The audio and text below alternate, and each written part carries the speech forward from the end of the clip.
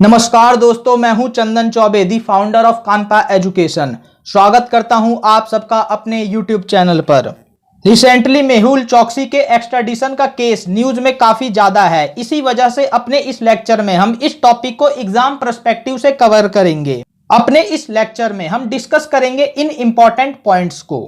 सबसे पहले समझेंगे एक्स्ट्राडिशन ट्रीटी और एक्स्ट्राडिशन एग्रीमेंट में क्या फर्क होता है। लिस्ट ऑफ नेशंस में उन कंट्रीज को देखेंगे जिन्होंने इंडिया के साथ एक्स्ट्राडिशन एग्रीमेंट साइन किया है। यह भी समझेंगे कि अगर दो कंट्रीज के बीच में एक्स्ट्राडिशन एग्रीमेंट या एक्स्ट्राडिशन ट्रीटी साइन ना हुआ हो तो उनके बीच में क्या क्रिमिनल्स का एक्स्ट्राडिशन हो सकता है या नहीं। इसके अलावा जो फ्यूजिटिव्स होते हैं वो किस तरीके के हथकंडे अपनाते हैं अपने डिपोर्टेशन को डिले कराने के लिए। And in last, government efforts and diplomacy in this context. Extradition treaty और एक्स्ट्राडिशन एग्रीमेंट में मात्र एक चीज का फर्क है और वो फर्क है कि एक्स्ट्राडिशन ट्रीटी जो होता है वो बाइंडिंग होता है, जबकि एक्स्ट्राडिशन एग्रीमेंट जो होता है वो नॉन बाइंडिंग होता है।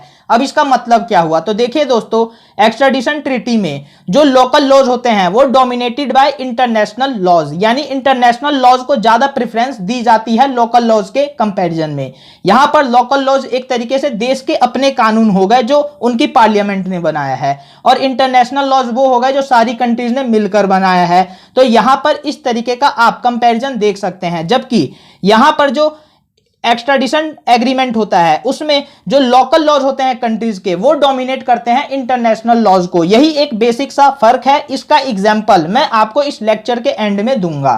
इंडिया ने टोटल 47 कंट्रीज के साथ एक्स्ट्राडिशन ट्रीटी साइन किया है। आप यहां पर लिस्ट देख सकते हैं, साथ में डेट भी देख सकते हैं कि कब इंडिया ने इन कंट्रीज के साथ एक्स्ट्राडिशन ट्रीटी साइन किया है, और ये अल्फाबेटिकल ऑर्डर में है। जहां आप अर्जेंटीना, ऑस्ट्रेलिया, अजरबैजान, इस तरीके से 47 कंट्रीज की यहां पर लिस्ट देख सकते हैं।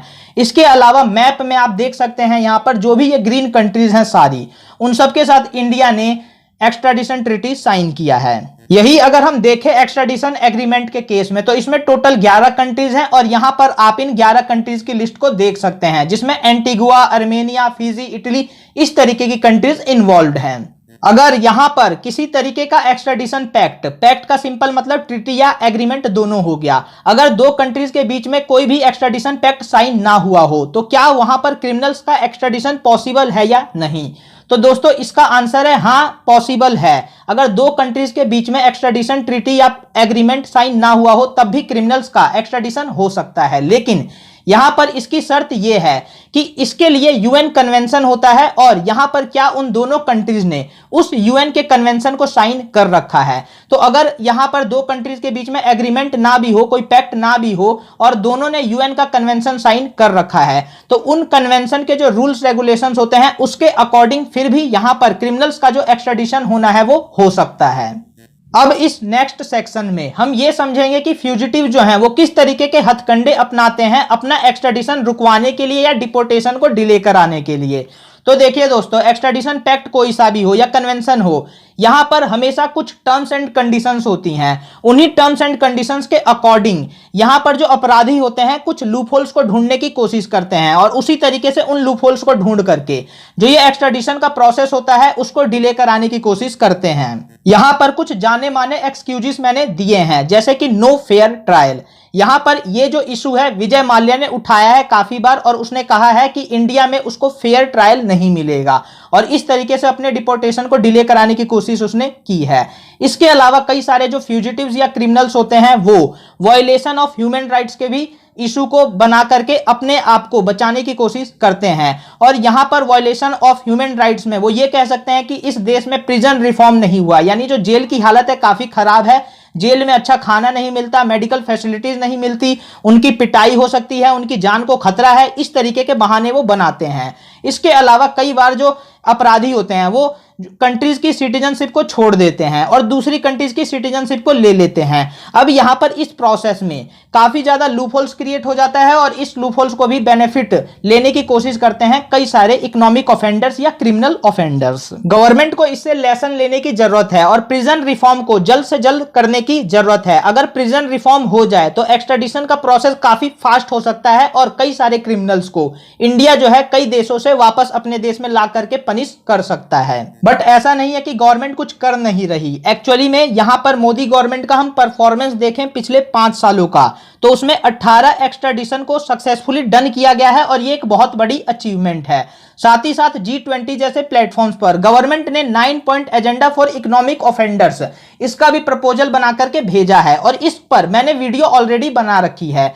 ये 9 पॉइंट एजेंडा को आप समझिए और इसके थ्रू आप ये समझ सकते हैं कि गवर्नमेंट ऑफ इंडिया किस तरीके से जो इकोनॉमिक ऑफेंडर्स हैं, विजय माल्या, मेहुल चोकसी जैसे लोग, उनको यहां पर जल्दी से जल्दी एक्स्ट्राडिशन कराने के लिए किस तरीके की पॉलिसी बना रही है और उसको इंप्लीमेंट कराना चाहती है। इस वीडियो को देख करके आप समझ सकते हैं और इसमें सारी जानकारी ऑलरेडी दी हुई है। एक्स्ट्राडिशन ट्रीटी या एक्स्ट्राडिशन एग्रीमेंट में क्या फर्क है, इसको हम समझ सकते हैं एक सिंपल एग्जांपल से, और यह है अबू सलेम का केस।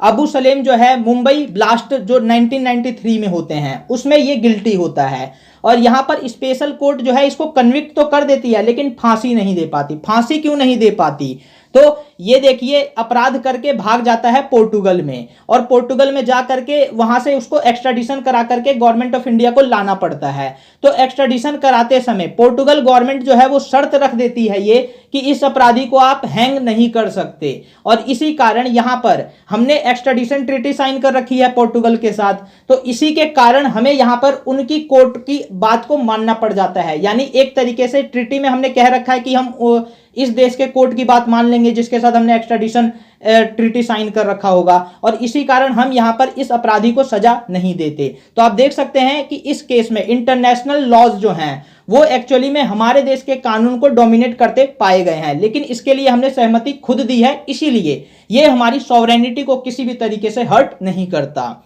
लेकिन हां, इस ट्रीटी का क्लियर कट मिसयूज आप देख सकते हैं कि किस तरीके से टेररिस्ट लेते हैं। अब दोस्तों मिलेंगे आप सबसे नेक्स्ट लेक्चर में। अगर हमारा कंटेंट आपको हेल्पफुल लगा हो तो आप हमें फाइनेंशियली सपोर्ट कर सकते हैं। हमारा UPI ID है kanpaeducation@ybl। अगर हमारा कंटेंट जबरदस्त नहीं तो हमें आपके इस सहयोग का अधिकार नहीं, इसीलिए अगर आपको कंटेंट अच्छा लगा हो तभी आप हमें सपोर्ट कीजिएगा। Krishna bless all of you. Hare Krishna.